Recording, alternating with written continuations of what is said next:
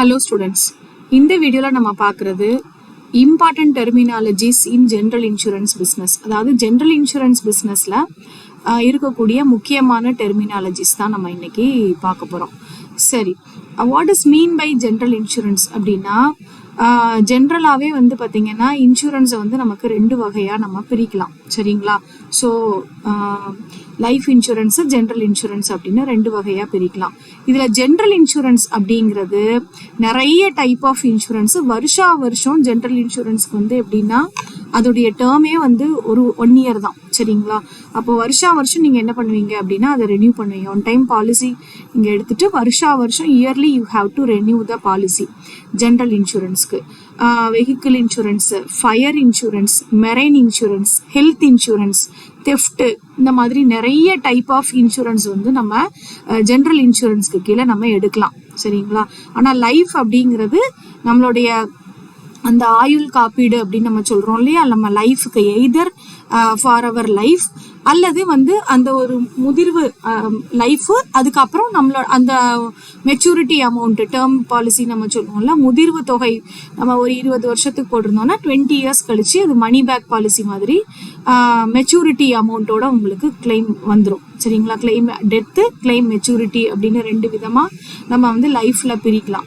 General இன்சூரன்ஸில் வந்து பார்த்தீங்கன்னா scenario வந்து வேறு. நீங்கள் என்ன காசுக்காக நீங்கள் அந்த ஜென்ரல் இன்சூரன்ஸை எடுத்தீங்களோ அந்த காசு நடந்தால் மட்டுமே அந்த இண்டம்னிட்டி அப்படிங்கிறது நடக்கும். அந்த லாஸ் காம்பன்சேஷன் அப்படிங்கிறது இன்சூரன்ஸ் கம்பெனிஸால் கொடுக்கப்படும். எக்ஸாம்பிளுக்கு இப்போ நீங்கள் ஃபயர் இன்சூரன்ஸ் எடுத்திருந்தீங்கன்னு வச்சுக்கோங்க, உங்களுடைய ஷாப்புக்கு ஃபயர் இன்சூரன்ஸ் எடுக்கிறீங்க அப்படின்னா ஃபயர் ஆக்சிடென்ட் நடந்தால் மட்டும்தான் அது வந்து இண்டம்னிஃபை பண்ணப்படும். இது வந்து ஜென்ரல் இன்சூரன்ஸ். நீங்கள் வந்து ரெனியூ பண்ணி அந்த ப்ரீமியத்தை வந்து வருஷம் நீங்கள் கட்டிகிட்டே இருக்க வேண்டியது தான். நீங்கள் வருஷம் முடிஞ்சு அந்த பணத்தெல்லாம் நீங்கள் கேட்க முடியாது. அது மாதிரி தான் ஹெல்த் இன்சூரன்ஸும் அப்படி தான். ஹாஸ்பிட்டலைஸ் ஆனால் மட்டும்தான் உங்களுக்கு அந்த கிளைம் பெனிஃபிட் அப்படிங்கிறது நிறைய கம்பெனிஸில் வந்து வச்சுருக்குறாங்க. சரிங்களா? ஸோ ஹாஸ்பிட்டலைஸ் ஆகாமல் நம்ம வருஷம் கட்டிட்டோம், அந்த பணத்தை நீங்கள் எப்போ தருவீங்க அப்படின்னா நீங்கள் கேட்க முடியாது. ஸோ அந்த வருஷம் நம்ம ப்ரீமியமாக கட்டிகிட்டே இருக்கணும். எப்போ வந்து அந்த காசு அக்கறாகுதோ அப்போ தான் இட் வில் பி இண்டம்னிஃபைடு. இதுதான் ஜென்ரல் இன்சூரன்ஸ். ஜென்ரலாகவே இன்சூரன்ஸ்னாலே அதுதான். எப்போ நமக்கு வந்து அந்த சினாரியோ வந்து நடக்குதோ, என்ன காசுக்காக நம்ம ப்ரீமியம் கட்டணுமோ அது நடந்தால் மட்டுமே நமக்கு வந்து பணம் வந்து என்ன செய்யப்படும், அவங்களால காம்பன்சேட் பண்ணப்படும். The loss will be compensated by the insurance company to the insured. அதுதான் ரைட்டா? ஸோ இந்த வகையில் இந்த இதில் நம்ம படிக்கக்கூடியதில் இந்த ஜென்ரல் இன்சூரன்ஸ் அப்படிங்கிறதுல வந்து லைஃப் இன்சூரன்ஸோட நிறைய விஷயங்களில் வந்து வேறுபடும். அதாவது நீங்கள் இது வரைக்கும் நம்ம லைஃப் இன்சூரன்ஸில் ரெவன்யூ அக்கௌண்ட் நம்ம படிச்சிருப்போம். அது வந்து பார்த்தீங்கன்னா part A, part B, part C and part D வந்து சர்ப்ளஸ் அப்படின்னு நம்ம கண்டுபிடிச்சிருப்போம் இல்லையா? அதே மாதிரி தான். ஆனால் சில டேர்ம்ஸ் வந்து ஜென்ரல் இன்சூரன்ஸில் கொஞ்சம் புதுசாக இருக்கும். அந்த டேர்ம்ஸ் என்னெல்லாம் அப்படிங்கிறத நம்ம ஃபஸ்ட்டு பார்த்துருவோம். பேலன்ஸ் ஷீட் வந்து நான் இன்னும் ரெண்டுத்துக்குமே காமிக்கல, லைஃபுக்கும் காமிக்கல, ஜென்ரல் இன்சூரன்ஸ்க்கும் காமிக்கல. ஸோ நான் உங்களுக்கு நெக்ஸ்ட் வீடியோவில் நான் காமிக்கிறேன். Right? So first term premium, இது ரெண்டுத்துக்குமே பொதுவானது தான். லைஃபுக்கும் ப்ரீமியம் உண்டு, ஜென்ரல் இன்சூரன்ஸ் பிஸ்னஸ்க்கும் ப்ரீமியம் உண்டு. இதே மாதிரி ஷெட்யூல் 1ல் தான் நமக்கு ப்ரீமியம் வந்து அக்கர் ஆகும். சரிங்களா? ஆனால் இதில் என்ன நீங்கள் பார்க்கணும் அப்படின்னா, ப்ரீமியம் ஏர்ன்ட் ஆன் டைரக்ட் பிஸ்னஸோட நீங்கள் எதை ஆட் பண்ணணும்னா ரீஇன்சூரன்ஸ் ப்ரீமியம் அக்செப்டட், லெஸ் பண்ணுறது வந்து ரீஇன்சூரன்ஸ் ப்ரீமியம் சீடட், அங்கே உள்ள மாதிரியே தான். ஆனால் இதில் ஒரு விஷயம் நீங்கள் எக்ஸ்ட்ராவாக நீங்கள் செய்வீங்க. என்ன அப்படின்னு கேட்டிங்கன்னா, ப்ரொவிஷன் ஃபார் அன்எக்ஸ்பயர்ட் ரிஸ்க் அப்படின்னு ஒரு புது டேர்ம் உண்டு. நான் அது பின்னாடி வரக்கூடிய ஸ்லைடில் நான் எக்ஸ்பிளைன் பண்ணுறேன். அதை வந்து நீங்கள் லெஸ் பண்ணிப்பீங்க. சரிங்களா? Either provision for unexpired risk அல்லது ஏற்கனவே நமக்கு சம்மில் ப்ரொவிஷன் ஃபார் அன்எக்ஸ்பயர்ட் ரிஸ்க்கு கொடுத்து அட்ஜஸ்ட்மெண்ட்லேயும் ப்ரொவிஷன் கொடுத்துருந்ததுன்னா அந்த ரெண்டுத்துக்கும் உள்ள அந்த டிஃப்ரென்ஸை வந்து நீங்கள் என்ன செய்வீங்க அப்படின்னா எய்தர் ஆட் ஆர் லெஸ் நீங்கள் பண்ணுவீங்க. சரியா? இப்போதைக்கு நீங்கள் இப்படி புரிஞ்சுக்கோங்க. Premium earned on direct business, reinsurance premium அக்செப்டடை ஆட் பண்ணுவீங்க, ரீஇன்சூரன்ஸ் ப்ரீமியம் சீடரை லெஸ் பண்ணுறீங்க. ப்ரொவிஷன் ஃபார் அன்எக்ஸ்பயர்ட் ரிஸ்க் இருந்துச்சுன்னா அதை லெஸ் பண்ணுறீங்க. அப்போ உங்களுக்கு நெட் ப்ரீமியம் கிடைக்கும். அதை ரெவன்யூ அக்கௌண்ட்டில் காமிச்சிடுறீங்க. ஸோ ப்ரீமியம் அதே மாதிரி நமக்கு இது ஒரு இன்கம் தான். சரியா? அதுக்கு அடுத்தது கிளைம்ஸை பொறுத்த வரைக்கும் இது வந்து உங்களுக்கு நமக்கு வந்து கிளைம்ஸ் வந்து நம்ம வந்து லைஃப் இன்சூரன்ஸில் வந்து கிளைம்ஸ் அப்படிங்கிறத நம்ம பெனிஃபிட்ஸ் பெய்டில் காமிப்போம். ஆனால் இங்கே ஷெடியூல் எல்லாமே மாறும். அந்த மாறக்கூடிய அந்த கரெக்டாக அந்த ஷெடியூலை வந்து நான் உங்களுக்கு பின்னாடி வரக்கூடிய ஸ்லைடில் சொல்கிறேன். கிளைம்ஸ் வந்து இப்போதைக்கு நீங்கள் அப்பியர் பண்ணக்கூடிய இடம் வந்து ஷெடியூல் 2. சரியா? இதுலேயும் வந்து கிளைம்ஸ் வந்து நமக்கு எக்ஸ்பென்ஸ் தான், ஏன்னா இன்சூரன்ஸ் கம்பெனி பே பண்ணுறதுனால. ஸோ கிளைம்ஸ் பெய்டில் அதோட நீங்கள் எதை ஆட் பண்ணிக்கிறீங்க, reinsurance claim accepted, reinsurance ceded less பண்ணிக்கிறீங்க, நெட் கிளைம் கிடைக்குது. இதோட claims outstanding at the end of the year, அதாவது அந்த வருஷத்துல கரண்ட் இயர் அவுட்ஸ்டாண்டிங்கை நீங்க ஆட் பண்றீங்க, ஓப்பனிங்குள்ள அவுட்ஸ்டாண்டிங்கை லெஸ் பண்ணிக்கிறீங்க. அவ்வளவுதான். ரொம்ப அதிகமா நீங்க கன்ஃபியூஸ் பண்ணிக்கவே வேண்டாம். கிளைம்ஸோட ரீஇன்சூரன்ஸ் அக்செப்டட் ஆட் பண்ணிக்கிறீங்க, ரீஇன்சூரன்ஸ் சீடரை லெஸ் பண்ணிக்கிறீங்க. ப்ரீமியம்லயும் நம்ம அதே தான் பார்த்துருப்போம். ப்ரீமியம்லையும் ரீஇன்சூரன்ஸ் ப்ரீமியம் அக்செப்டட் பண்ணுறோம், ரீஇன்சூரன்ஸ் கிளைம் ப்ரீமியத்தை வந்து நம்ம சீடடை வந்து லெஸ் பண்ணுறோம் இல்லையா? அதே மாதிரி தான் reinsurance claim accepted, reinsurance seeded இது ரெண்டையுமே நம்ம ஆட் லெஸ் பண்ணிட்டு வரக்கூடிய அமௌண்ட்ல கிளைம்ஸ் அவுட்ஸ்டாண்டிங் கொடுத்துருந்தாங்கன்னா, கரண்ட் இயர் அவுட்ஸ்டாண்டிங்காக இருந்தால் நீங்கள் வந்து ஆட் பண்ணிக்கலாம். லாஸ்ட் இயர் அவுட்ஸ்டாண்டிங் வந்து பிகினிங்கில் இருக்கும், அதை வந்து நம்ம லெஸ் பண்ணி காமிச்சிட்டிங்கன்னா டோட்டல் கிளைம்ஸ் இன்கர்டு வந்து நமக்கு கிடைச்சிரும். ரைட்டுங்களா? அடுத்தது வந்து பார்த்தீங்கன்னா கேட்டஸ்ட்ரோஃபி ரிசர்வ். கேட்டஸ்ட்ரோஃபி ரிசர்வ் அப்படிங்கிறது வந்து ஏதாவது லாஸஸ் வந்துச்சு அப்படின்னா, அன்எக்ஸ்பெக்டடாக ஏதாவது லாஸ் வந்துச்சுன்னா அதை மீட் அவுட் பண்ணுறதுக்காக இந்த கேட்டஸ்ட்ரோஃபி ரிசர்வ்ஸ் அப்படிங்கிறது ஜென்ரலாக நம்ம கிரியேட் பண்ணுவோம். நேச்சுரல் கெலாமிட்டிஸ் மூலமாக வரக்கூடிய அந்த லாஸஸ். ஸோ இந்த லாஸஸை வந்து நம்ம அப்ராப்ரியேஷன் ரெவன்யூ அக்கௌண்ட்டில் ஒரு அப்ராப்ரியேஷன் பார்ட்டாக நம்ம யூஸ்வலாக காமிக்கிறது.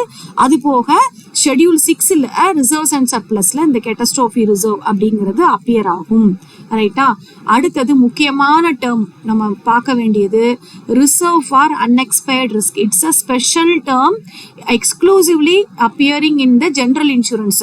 ஏன்னா லைஃப்ல வந்து இது கிடையாது, லைஃப் இன்சூரன்ஸ்ல இந்த டேர்மே கிடையாது.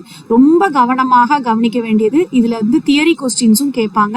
ஸோ அதனால கொஞ்சம் கவனமா நீங்க பாத்துக்குங்க. Under general insurance policies are issued throughout the year. General insurance policies வந்து எப்படின்னா throughout the year issue பண்ணிக்கிட்டே இருப்பாங்க. சரிங்களா? Premium is paid at the time of policy is issued. நீங்க எந்த டைம் நீங்க பாலிசி எடுக்கிறீங்களோ அந்த டைம் நீங்க பிரீமியம் பே பண்ணுவீங்க. கவரேஜ் வந்து பாத்தீங்கன்னா 1 இயர். நீங்க எந்த டேட்ல இருந்து எடுக்கிறீங்களோ அந்த டேட்ல அடுத்த வருஷம் வரைக்கும் அதே டேட் வரைக்கும் 1 இயர் வரைக்கும் கவரேஜ் கொடுப்பாங்க. ஆனா கரெக்டா நீங்க ஜனவரி 1ஆம் தேதி அப்படி எடுக்க மாட்டீங்கல்ல. சில சமயம் மார்ச்ல எடுக்கலாம். மார்ச்ல எடுத்தீங்கன்னா March to next March, April எடுத்தீங்கன்னா ஏப்ரல் டு நெக்ஸ்ட் ஏப்ரல். இந்த மாதிரி எடுக்கும்போது என்ன ஆயிடும் அப்படின்னு கேட்டீங்கன்னா, அந்த அன்எக்ஸ்பெக்டட் இதுவா வந்து உங்களுக்கு பாலிசி எடுக்கும்பொழுது அது நெக்ஸ்ட் அக்கௌண்டிங் இயரை வந்து தாண்டி போயிடும். The period May fall in the current year and in the next year. அடுத்த வருஷத்துக்கும் அது என்ன ஆயிரும் அப்படின்னா போயிடும். ஸோ அந்த ப்ரீமியம் வந்து கரண்ட் பீரியட் இன்கமா நம்ம என்ன செய்ய மாட்டோம் அப்படின்னா கன்சிடர் பண்ண முடியாது. ஸோ அந்த பர்பஸுக்காக ஒரு ப்ரொவிஷன் வந்து என்ன பண்றாங்க அப்படின்னு கேட்டீங்கன்னா கிரியேட் பண்றாங்க. அதுதான் unexpired risk, reserve for unexpired risk அப்படின்னு பேரு. சரிங்களா? ஸோ ஒரு பாலிசி எடுக்கும் பொழுது கரெக்டா அந்த டேட்ல நம்ம பார்த்து ஃபாலோ ஆகுறது இல்லை. ஏன்னா ஒரு வருஷம் நம்ம அந்த ஜென்ரல் இன்சூரன்ஸை வந்து நம்ம என்ன பண்றோம் அப்படின்னா ரெனியூ பண்ணிட்டே இருப்போம். சரிங்களா? அந்த ஒரு வருஷத்துக்கான கவரேஜ் அக்கௌண்டிங் பீரியட் வந்து தாண்டியும் கரண்ட் இயருக்கும் போகலாம் அல்லது நெக்ஸ்ட் இயருக்கும் அதோடைய கவரேஜ் வந்து போயிடும். ஸோ அந்த பர்பஸ்க்காக என்ன பண்றாங்க அப்படின்னு கேட்டீங்கன்னா, அந்த பர்பஸ்க்கு அந்த ப்ரீமியம் வந்து நம்ம கரண்ட் இயர் இன்கமா நம்ம எடுக்க முடியாது. அதனால என்ன பண்றாங்க அப்படின்னா அந்த reserve for unexpired risk create பண்றாங்க. ரைட்? இதை வந்து பிரீமியத்துல இருந்து நம்ம லெஸ் பண்ணி காமிக்கிறோம். எக்ஸாம்பிள் சொல்றேன் பாருங்க. New India insurance company limited அப்படிங்கிற ஒரு இன்சூரன்ஸ் கம்பெனி என்ன பண்ணியிருக்கிறாங்க, ஒரு மோட்டார் சைக்கிள் பாலிசி 1 லேக்குக்கு உள்ளது. ஆனுவல் பிரீமியம் வந்து பாத்தீங்கன்னா 10,000. செப்டம்பர் 30ஆம் தேதி 2022 எடுக்கிறாங்க. இந்த this policy covers up to 23 September வரைக்கும் கவர் ஆகும். அதாவது 30ஆம் தேதி நீங்க பாலிசி எடுத்தீங்கன்னா 29ஆம் தேதி அடுத்த வருஷம் 23ஆவது வருஷம் வரைக்கும் கவரேஜ் கிடைக்கும். இதுல 6 மாசம் வந்து அடுத்த வருஷத்துக்கு போயிருது. அதாவது 22ங்கிறது நமக்கு எப்ப முடிஞ்சிருது, அந்த அக்கௌண்டிங் இயர் முடியவுமே 22 முடிஞ்சிரும். அடுத்த 6 மாசம் நமக்கு அடுத்த வருஷத்துக்கு போயிருது. ஸோ அதனால என்ன செய்யறாங்க அப்படின்னா, collected cannot be as a current year income நம்ம காமிக்க முடியாது. So there should be a provision for unexpired risk. Current year இன்கமா நம்ம அந்த வருஷத்துல அந்த பிரீமியத்தை காமிக்க முடியாததுனால நம்ம அந்த ப்ரொவிஷனை கிரியேட் பண்றோம். இதுதான் கான்செப்ட், சரிங்களா? ஸோ இது வந்து 2 விதம் நான் சொன்னேன் இல்லையா, ஃபயர் இன்சூரன்ஸ், மரைன் இன்சூரன்ஸ், அதுக்கு பிறகு தெஃப்ட் இன்சூரன்ஸ், நிறைய டைப் ஆஃப் இன்சூரன்ஸ் இருக்கு. நீங்க மேஜரா இதுல படிக்கிறது வந்து ஃபயர் அண்ட் மரைன், இந்த 2 தான் நீங்க இந்த ஜெனரல் இன்சூரன்ஸ்ல இப்போ நீங்க கரண்டா நீங்க படிக்க போறது. ஸோ ஃபயர் இன்சூரன்ஸ்க்கு வந்து பாத்தீங்கன்னா ரிசர்வ் ஃபார் அன்எக்ஸ்பைர்ட் ரிஸ்க் வந்து 50% ஃப்ரம் த பிரீமியம். அதே மாதிரி மரைனுக்கு வந்து 100% ரிசர்வ் ஃபார் அன்எக்ஸ்பைர்ட் ரிஸ்க். இதை எப்படி நம்ம கால்குலேட் பண்றது அப்படிங்கறதெல்லாம் நம்ம சம்மு நடத்தும் போது இல்ல ஃபார்மேட் நான் சொல்லும் போது நம்ம தெளிவாகவே உங்களுக்கு சொல்லி தந்துடுவேன். ஸோ இப்போ நீங்கள் புரிஞ்சுக்க வேண்டியது, ரிசர்வ் ஃபார் அன்எக்ஸ்பைர்ட் ரிஸ்க்கை நம்ம எங்கேருந்து நம்ம லெஸ் பண்ணணும் அப்படின்னா ப்ரீமியத்துல இருந்து நம்ம லெஸ் பண்ணணும்.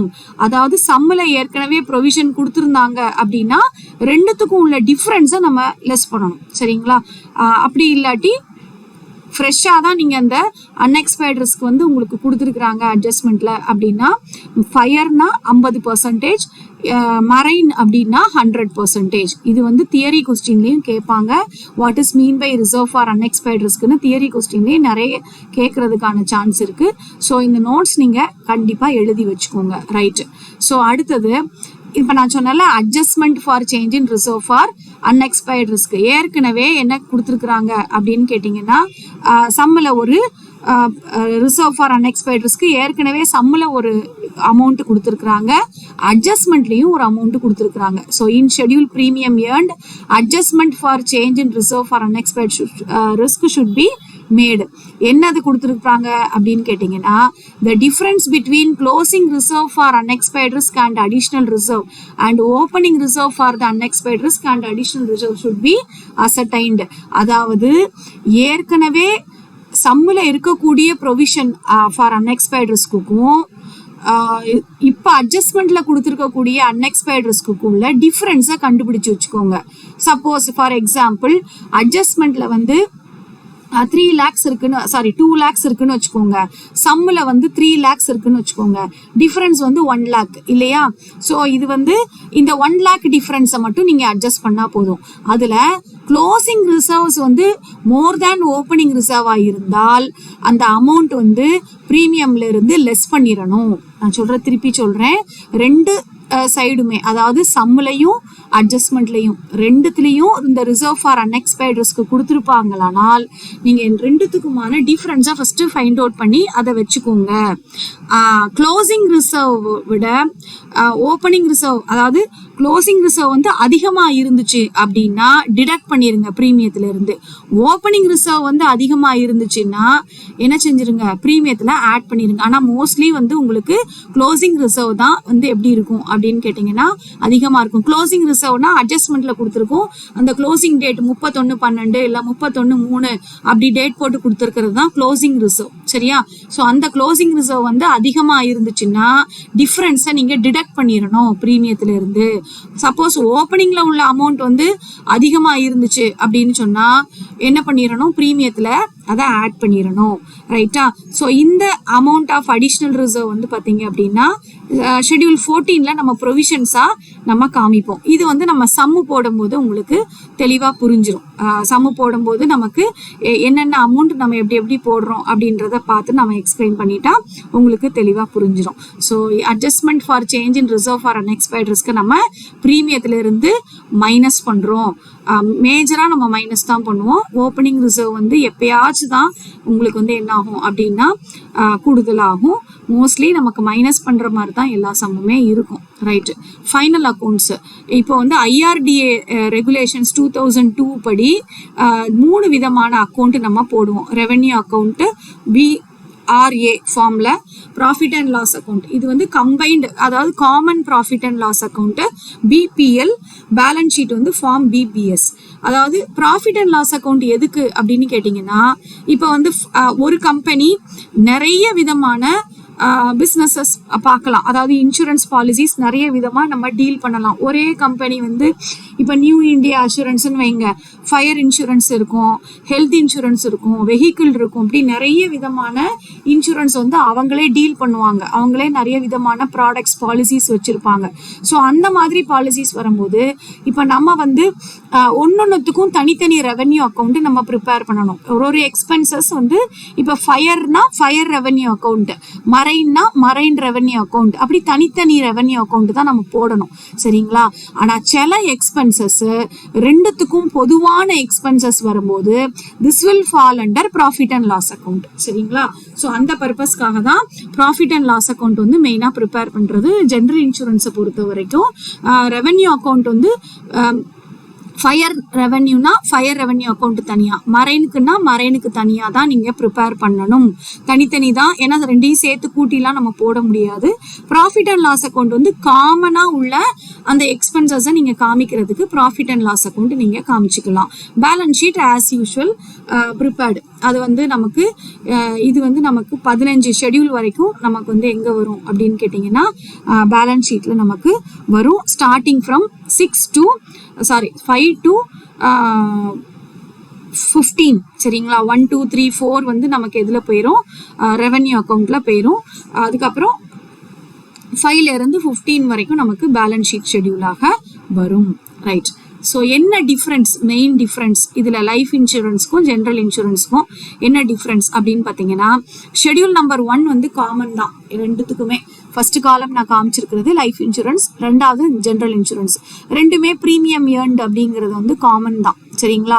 ஷெட்யூல் 2 வந்து பார்த்தீங்கன்னா கமிஷன் எக்ஸ்பென்சஸாக நம்ம படிச்சிருப்போம். ஆனால் ஜென்ரல் இன்சூரன்ஸில் அது மாறுது. கிளைம்ஸ் இன்கர்டு அப்படின்னு வருது. ஜென்ரலாக வந்து பார்த்தீங்கன்னா கிளைம்ஸுக்கு தனியாக ஷெட்யூலே கிடையாது லைஃப் இன்சூரன்ஸில். இது it will come under benefits paid. ஏன்னா பெனிஃபிட்ஸ் பெய்டில் தான் கிளைம் வரும், ஆன்யூட்டிஸ் வரும், போனஸ் வரும், சரண்டர் வரும். இது எல்லாமே பெனிஃபிட்ஸ் பெய்டில் தான் உங்களுக்கு லைஃப் இன்சூரன்ஸில் நீங்கள் படிச்சிருப்பீங்க. ஆனால் ஜென்ரல் இன்சூரன்ஸை பொறுத்த வரைக்கும் ஷெட்யூல் 2 கிளைம்ஸுக்கு மட்டும் எக்ஸ்க்ளூசிவாக இருக்குது. ஏன் கிளைம்ஸ்க்கு மட்டும் எக்ஸ்க்ளூசிவாங்கிறது நமக்கு நான் காமிச்சல ரீஅஷூரன்ஸ், அக்செப்டட், சீடட் இது எல்லாத்தையும் நம்ம மைனஸ் பண்ணுறோம். ஸோ அது தனி ஷெட்யூலாகவே இங்கே கொண்டு வந்துட்டாங்க. ஸோ ஜென்ரல் இன்சூரன்ஸில் நம்பர் 1 ப்ரீமியம் வந்து காமன், நம்பர் 2 வந்து கிளைம்ஸ், கமிஷன் எக்ஸ்பென்சஸ் வந்து நமக்கு லைஃப் இன்சூரன்ஸில். ஷெட்யூல் நம்பர் 3 வந்து பார்த்தீங்கன்னா லைஃப்பில் நம்ம ஆப்ரேட்டிங் எக்ஸ்பென்சஸ் அப்படின்னு படிச்சிருப்போம் ரிலேட்டிங் டு இன்சூரன்ஸ் பிஸ்னஸ். ஆனால் இங்கே கமிஷன் எக்ஸ்பென்சஸ் தான் நம்ம ஷெட்யூல் 3ல காமிக்கிறோம். அதுக்கு பிறகு சாரிமா இங்கே இது மாறி இருக்கு. ஒரே ஒரு நிமிஷம்.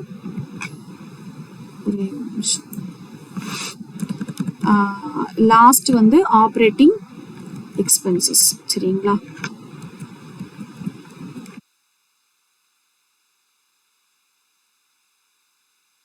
லாஸ்ட் தான் உங்களுக்கு ஆப்ரேட்டிங் எக்ஸ்பென்சஸ். ஷெட்யூல் நம்பர் 4ல பெனிஃபிட்ஸ் பெய்டு. ஆனால் இங்கே வந்து பார்த்தீங்கன்னா ஷெட்யூல் நம்பர் 4 வந்து ஆப்ரேட்டிங் எக்ஸ்பென்சஸ் அப்படின்னு சொல்லி நம்ம படிக்கிறோம். இந்த டிஃபரன்சியேஷன் வந்து ரொம்ப ரொம்ப நமக்கு முக்கியம். ஏன் முக்கியம்னா, ஏன்னா இது வரைக்கும் நீங்கள் எப்படி படிச்சிருந்துருப்பீங்க அப்படின்னா இது வந்து கொஞ்சம் அந்த ஃபார்மேட் மாறும்போது நீங்கள் கன்ஃபியூஸ் பண்ணுறதுக்கான சான்ஸு நிறைய இருக்குது.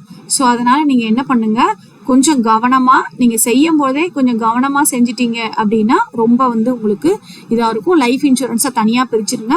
ஜென்ரல் இன்சூரன்ஸ் பிரிக்கும் போது அந்த 4 ஷெட்யூலும் நீங்கள் என்ன செஞ்சு வச்சுக்கோங்க அப்படின்னா ரஃப் ஒர்க்லையாச்சும் நீங்கள் இதை எழுதி வச்சுக்கோங்க. ரைட்டா? ஸோ இது உங்களுக்கு புரிஞ்சிருக்கும் அப்படின்னு நான் நினைக்கிறேன். ஸோ இது வரைக்கும் நம்ம இப்போ பார்த்ததே உங்களுக்கு வந்து அப்படியே வந்து எப்படி வரும் அப்படின்னு கேட்டிங்கன்னா ரெவென்யூ அக்கௌண்ட் காமிக்கும் போது திருப்பி நான் வந்து எல்லா ஷெட்யூலையும் எக்ஸ்பிளைன் பண்ணிவிட்டு உங்களுக்கு நான் ரெவென்யூ அக்கௌண்ட்டுடைய ஃபார்மேட்டை நான் நெக்ஸ்ட் வீடியோவில் நான் காமிக்கிறேன். ஏன்னா ரிசர்வ் ஃபார் அன்எக்ஸ்பெக்டட் ரிஸ்க்லாம் நிறைய நேரம் நம்ம எக்ஸ்பிளைன் பண்ண வேண்டியிருக்கும். ஸோ இது வரைக்கும் உங்களுக்கு பார்த்ததில் புரிஞ்சிருக்கும் அப்படின்னு நான் நினைக்கிறேன். டவுட்ஸ் இருந்துச்சு அப்படின்னா மறக்காமல் நீங்கள் கமெண்ட் பாக்ஸில் கமெண்ட் போடலாம். இது வரைக்கும் நம்ம வந்து வேல்யூஷன் பேலன்ஸ் ஷீட் போட்டிருக்கோம். அதுக்கப்புறம் ரெவென்யூ அக்கௌண்ட்டுடைய ஃபார்மேட் போட்டிருக்கிறோம். அந்த மாதிரி இன்னும் 2-3 வீடியோ இன்சூரன்ஸ்க்கு நான் கொடுத்துருக்குறேன். அந்த பிளேலிஸ்ட்டை நான் உங்களுக்கு டிஸ்கிரிப்ஷன் பாக்ஸில் நான் கொடுக்குறேன். கொஞ்சம் கவனமாக பாருங்கள். மற்றது நீங்கள் சப்ஸ்கிரைப் பண்ணாதவங்க சப்ஸ்கிரைப் பண்ணிக்கோங்க. தேங்க்யூ.